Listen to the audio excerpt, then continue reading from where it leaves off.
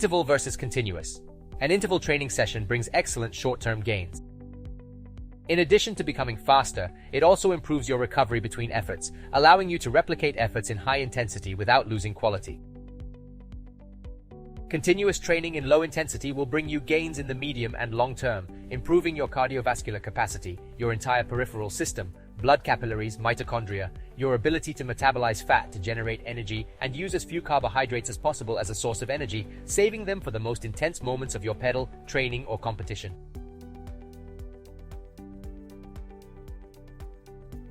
All this you can only do by pedaling at low and moderate intensity. That famous Zone 2, there's no way to escape this kind of stimulus. Always remember the saying that says, go slow to go faster in the future. With this information that I just gave you, I'm sure you'll like this video now and subscribe to our channel. But continuing, you will daily see on our channel training tips to improve your strength, endurance, linearity, VO2 max, among other abilities. Among the training methods we suggest are the interval training and continuous training. And then the question arises, but which is the best for me to really have the evolution I'm looking for? Today, I will explain which of the training methods is better and why. One thing is very important that you understand and will definitely fall into the trap. The abilities trained in the intervals are not trained in continuous training. They are, but they are not directly. I will explain this to you in a simple and easy way for you to understand. For example, you can improve your VO2 max.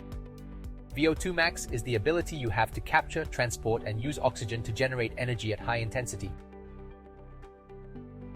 You can improve your VO2 max by doing continuous training at low intensity. However, there will come a time when your evolution will be limited and you will have to start doing interval training. In the same way that if you are a cyclist with little time to train and an interval training session brings you the evolution you are looking for, there will come a time when you will need to do continuous training at low intensity and preferably long, the famous long weekends. Returning to our discussion about continuous training and interval training, understand, you who want to go from level and increase your performance, whether to improve your average speed, stop braking on the climb, or start competing, you have to insert these two methods into your daily training. Don't run away. If you do this, your evolution will be limited. Point of gold. If you don't know how to organize your workouts, get this one. I will explain a little more about interval exercises in cycling. Interval cycling training is pedaling that intersperses short series at high pedal intensity, sometimes as much as possible and others at low pace. But as this is ugly, this training requires explosions of energy to unload on the pedals and also short periods at a low pace, and regain strength for new runs. Still, depending on the intensity and purpose of the workout, the rest intervals may be without pedaling at all. Now, a short summary of the importance of continuous training and low intensity.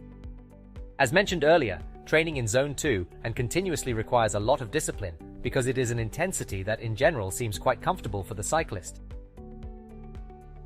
You can relax and enter Zone 1, which in most cases does not provide enough stress to stimulate adaptations, and it is also easy to enter Zone 3, because Zone 2 generally does not seem difficult enough to improve physical form. Many athletes think that to train you have to suffer. They think that if you haven't suffered, it wasn't enough. At this point in the season, it is very common to see training groups defining themselves by the pace of the internal race, and this is very bad, because it restricts an evolution for the next season. It is necessary to eliminate the false reality of no pain, no gain. Training in Zone 2 must be carried out throughout the season, even in competitive periods, being present in practically every week throughout the year. I hope you enjoyed the video, and if you want to know more about cycling, just remember to subscribe to our channel. See you.